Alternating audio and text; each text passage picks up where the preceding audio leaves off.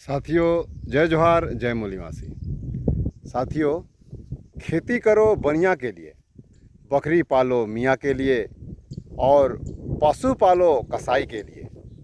साथियों, आप सभी ने सुना होगा कि किसान पढ़ा लिखा नहीं है, किसान बुद्धू है, किसान खेती करने नहीं जानता है, किसान के पास उन्नत तकनीक नहीं है, किसान के पास पूंजी नहीं है, किसान कामचोर है, किसान खाना बदोश है और ना जाने क्या क्या कहा जाता है। दूसरी बात यह भी सुना होगा कि उन्नत या आधुनिक खेती करो, हरित क्रांति लाओ, व्यापारिक खेती करो, वैज्ञानिक पद्धति अपनाओ, अनाजों की खेती करो, फूलों की खेती करो, फलों की खेती करो, सब्जियों की खेती करो, औषधियों की खेती करो, चारा की खेती करो, रतन जोत की खेती करो, मसाले उगाओ और बाज़ार में ज़्यादा से ज़्यादा मुनाफा कमाओ। किंतु मैं आप सभी से पूछना चाहता हूं कि यह खेती ही किसके लिए करो। कहने का तात्पर्य यह है कि जब हम कोई भी फसल लेकर बनिए के पास जाते हैं, कोई भी अनाज लेकर हम बनिए के पास बेचने जाते हैं, तो इसका कीमत कौन लगाता है? आप अथवा बनिया। सभी किसान इसके भुगत भोगी हैं कि फसल का कीमत मनमाने तौर पर या एक तरफा दुकानदार ही लगाता है, मानो फसलों का मालिक वही हो। इसमें भी फसलों का दाम गिर गया है, फसलों की क्वालिटी घटिया है। ज़बरदस्ती कई नुक्स निकालकर, पूंजी फंसाने की बात कहकर, परिवहन खर्च का बहाना लगाकर, घाटे का सौदा बताकर, सबसे कम से कम दाम लगाकर हमारे पास से अनाज को लूट लिया जाता है और किसान की एक मजबूरी हो जाती है कि हम घाटे में उस अनाज को बेचें और उसका लाभ उठाए व्यापारी या खरीदार, और बाद में वही व्यापारी इसे दूना तीना मुनाफे कमाता है। इसे कहते हैं किसान की लूट। फिर भी एक अजीब बात यह भी है कि व्यापारियों, सेठ साहूकारों की काला बाजारी की सरकार को कोई दिखाई नहीं देता। ना केंद्र सरकार को, ना राज्य सरकार को, ना कांग्रेस सरकार और ना ही भाजपा सरकार को। मानो कि इन्हें एक तरफा खुला छूट मिल गया हो और दूसरी तरफ इनकी खाद, बीज, दवाई और मजदूरी की कीमत औने पौने दाम वसूल लिया जाता है। यानी कि व्यापारियों की खुली छूट से व्यापारी सर माथे पर चढ़ गए हैं। उन पर किसी प्रकार का कोई शिकंजा नहीं है, कोई लगाम लगा नहीं है। उन्हें किसी प्रकार का कोई डर या भय नहीं है।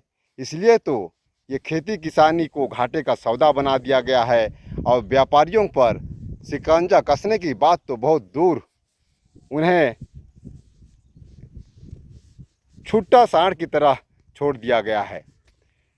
सरकार की इतनी भी औकात नहीं कि वो किसान के फसलों का न्यूनतम समर्थन मूल्य दिला सके। और अब मुझे ये बताइए कि ऐसे में किसान का माली हालत कभी संभल सकता है? हमारी स्थिति, दयनीय स्थिति कभी सुधर सकती है? यहाँ तो खेती करो बनिया के लिए और सब्जी कमाओ मंडी के लिए। जब तक आप अपने लिए नहीं कमाएंगे अथवा बनिया के लिए कमाएंगे, तब तक बनिया या बिचौलिया का ही भला होगा, अपना नहीं। यही कारण है कि खेती किसानी को सदियों बीत गए, पीढ़ी दर पीढ़ी बीत गए, किंतु हमारा स्थिति कभी नहीं सुधरा और ना सुधरेगा। उल्टा ये बद से बदतर होना ये समय की देन है। यदि आप मुनाफा या आमदनी चाहते हैं तो फसलों का मालिक बनना पड़ेगा। खेती में लगे सारे खर्च का हिसाब लगाना होगा, फसलों की रेट तय करना होगा, फसलों का उत्पादन किसके लिए करेंगे, अपने लिए अथवा गैरों के लिए, फैसला आपका। यदि किसान अपना खैर चाहता है तो सभी किसान को मिलकर इसके लिए आवाज़ बुलंद करना ही होगा। साथियों, दूसरी बात यह भी सुना होगा, पशुपालन करो, गाय पालो, भैंस पालो, बकरी पालो, सूअर पालो, मुर्गी पालो, बटेर पालो, मधुमक्खी पालो, खरगोश पालो, मछली पालो, बतख पालो, कबूतर पालो, चिड़िया पालो और सब कुछ पालो। ये पालो वो पालो, इसमें फ़ायदा है उसमें फ़ायदा है, किंतु मैं कहता हूँ कि किसी में कोई फ़ायदा नहीं है। क्यों? क्योंकि जो भी पालो सबके सब बीच के बिचौलियों के लिए ही होता है। उदाहरण के लिए जब हम बकरी पालन की बात करें तो एक बकरे को तैयार करने में कम से कम 1 साल लगता है। इसके लिए चारे की व्यवस्था, रख रखाव, चारागाह, चरवाही, देखभाल और इलाज का खर्चा। इसके बाद यदि कोई भी बकरी खरीदने वाला आता है वह बकरे का मोल भाव करने लगता है। अभी बाज़ार में भाव नहीं है, हमें घाटा हो जाएगा, हमें पोसाई नहीं पड़ेगा, यह बकरी दुबला पतला है, बीमार है और बीमार से मर जाएगा का भय दिखाकर, हमें लहरा फुसलाकर पालकों से माटी के मोल या कम से कम रेट में तय करता है। इधर पालकों को भी इसकी सही जानकारी नहीं होता है, इसलिए मियाँ की बात सही मानकर लाचार बेबस होकर कम कीमत में देने की मजबूरी हो जाती है। यदि ना दो तो बकरे की बिक्री नहीं हो पाती है और वह जैसा का तैसा घर में पड़ा रहता है। होती भी है तो ना खर्चा निकलता है और ना ही लाभ मिलता है। उधर व्यापारी चंद समय में ही दूना तीना आय कमा लेता है। यही हाल होता है सभी पालकों की। ऐसे में मालिक को क्या मिलेगा? क्या उसकी माली हालत कभी सुधर सकेगा? कभी नहीं। इसलिए आज ज़रूरत है कि सभी पालकों को एक होकर और अपने बकरियों का, अपने पशुओं का सही दाम लगाने की और सरकार की आंख खोलने की। साथियों, तीसरी बात, ये भी बड़ी अनोखी बात है, ये है पशुपालकों की। जैसा कि हम सभी को मालूम है कि हमें कृषि कार्य हेतु, दूध हेतु, मांस हेतु, हड्डी एवं चमड़े के लिए जानवरों की ज़रूरत पड़ती है। इसलिए पहले पशुओं की खरीद बिक्री हल जोतने के लिए, डेयरी फार्म के लिए किया जाता था।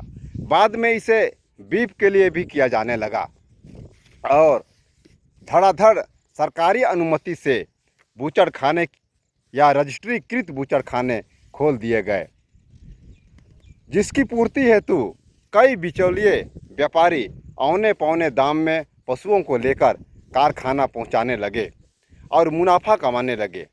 बाद में जब से गाय बैल को माता पिता के रूप में माना गया है तब से इनका हाल और बुरा हाल है। आज मार्केट तो क्या, आपसी खरीद बिक्री भी बंद हो गई है। ऐसे में सभी पशु मालिकों के लिए बोझ सा बन गया है। कई पशुपालक अपने पशुओं को दान के रूप में दूसरे के लिए सौंप दे रहे हैं, किंतु वहां जाकर भी वो बोझ ही बन जा रहे हैं। कई लोग अपने मवेशियों को जंगलों में लेकर लवारिस छोड़ दे रहे हैं। जहां पशुओं के साथ कुछ भी नुकसान पहुंचा हो वहां कोई देखने वाला नहीं है। इस समय गौ सेवक कहाँ चले गए? दूसरी तरफ गौ हत्या के नाम पर हमें कई तरह की यातनाएं झेलनी पड़ रही है। मुसलमानों एवं ईसाइयों को तो बदनाम ही कर दिया गया है। इस तरह पशुओं की कीमत जीरो हो गई है। ऐसे में कोई भी पशुपालन नहीं करना चाहेगा। धीरे धीरे पशुपालन ख़त्म हो जाएगा, सभी फार्म घाटे में चली जाएंगी, गौ सेवा ख़त्म हो जाएगा और इसके साथ साथ हमारा कृषि कार्य भी प्रभावित हो जाएगा। साथियों, यहाँ एक खास बात यह भी है कि फसल एवं बकरी या पशु की कीमत मालिक नहीं लगाता है, उसे व्यापारी या अथवा व्यवसायी अथवा बाजार तय करती है। इसलिए मालिक की आमदनी बिल्कुल ही देखी नहीं जाती है। सिर्फ और सिर्फ व्यापारियों की मुनाफा आंकी जाती है, जिससे कि उसे किसी प्रकार का घाटा ना हो। क्या किसान हो या पशुपालक, क्या उन्हें घाटा नहीं होता है? ज़रूर होता है। यही कारण है कि कई पीढ़ी गुजर गए किंतु पशुपालकों का दशा वहीं का वहीं है, बल्कि और बद से बदतर हो गई है।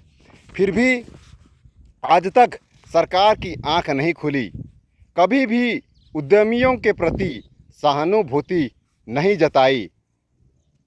इसके विपरीत व्यापारियों का मानो खुला छूट मिल गया हो, उस पर कोई नियंत्रण नहीं, उन्हें किसी का कोई डर भय नहीं। इसलिए वो बेडर जिसको जितना लूट सके लूट रहे हैं। साथियों, यदि यही हाल रही तो एक तो कोई भी खेती करना नहीं चाहेगा, कोई भी पशुपालन करना नहीं चाहेगा, और यदि करेगा भी तो वह सिर्फ दूसरों के लिए, मालिक के रूप में नहीं किंतु हरवाह या नौकर के रूप में। साथियों, ये बात किसे पता नहीं होनी चाहिए, फिर भी आज किसी को पता क्यों नहीं है? इसके लिए आज ये वीडियो क्यों बनाया जा रहा है, क्यों बनाने की ज़रूरत पड़ रही है? इसलिए आज तक कोई मोर्चा क्यों नहीं खोला गया? इसलिए आज ज़रूरत है कि अपने व्यवसाय को बचाना, खेती एवं पशुपालन से लाभ कमाना। यदि ऐसा करना चाहते हैं तो इस वीडियो को ज़्यादा से ज़्यादा किसानों, पशुपालकों तक भेजिए और उनसे अनुग्रह करिए कि वो अन्य 10-10 लोगों को भेजें, जिससे कि सभी लोगों तक ये जानकारी पहुंचेगी और जानकारी मिलने पर क्रांति का आगाज़ होगा, सरकार का नज़र खुलेगी और बिचौलियों का लूट बंद होगा। इसलिए हम यह चैनल चला रहे हैं, कृपया इसे सब्सक्राइब कर दीजिएगा। यदि ऐसा नहीं करते हैं तो समझ लीजिए कि आप जो कुछ भी कर रहे हैं सब बेकार है। इसलिए एक संकल्प बांधिए कि अपने लिए करेंगे, खेती अपने लिए करेंगे, पशुपालन अपने लिए करेंगे, दूसरों के लिए नहीं। हम खुद इनसे लाभान्वित होंगे, दूसरों को अमीर नहीं बनाएंगे। फैसला आपका है, जो रास्ता चुनेंगे वही फल पाएंगे।